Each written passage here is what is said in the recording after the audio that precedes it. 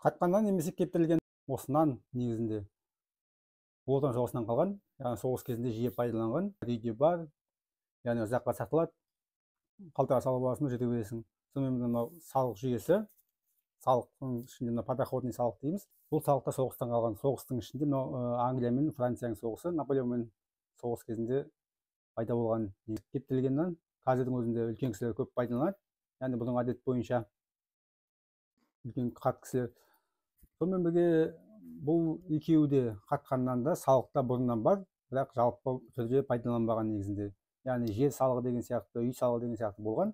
Ал енді негізгі әр адамға подоходный налог сол соғыс кезінде пайда болған. Қазіргі уақыттың өзінде салықтың түрлері көп соның арқасында.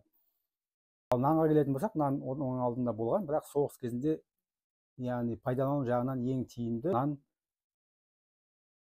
Соның ішінде сухарик жиі пайдаланған. Осыдан қалған бізге қазіргі уақытта кирешки дейміз, басқа дейміз. Сонымен бірге бұл нанның, кептірілген нанның пайдасы да зор негізі. Яғни бұл больницада жатқан кісілерге көбінде кептірілген нан сұрайды ғой, негізі сухарик сұрайды.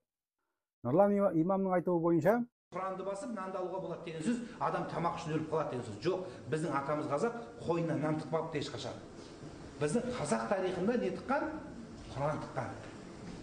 Ол басқа халықтар бар, нан тыққандар білеміз. Мына жерде лепешка тыққандар. Біздің халық лепешка тықпаған ешқашан. Біз жүрегімізге ондай нәрсе Құран тыққанбыз, және жүрегімізге байлағанбыз.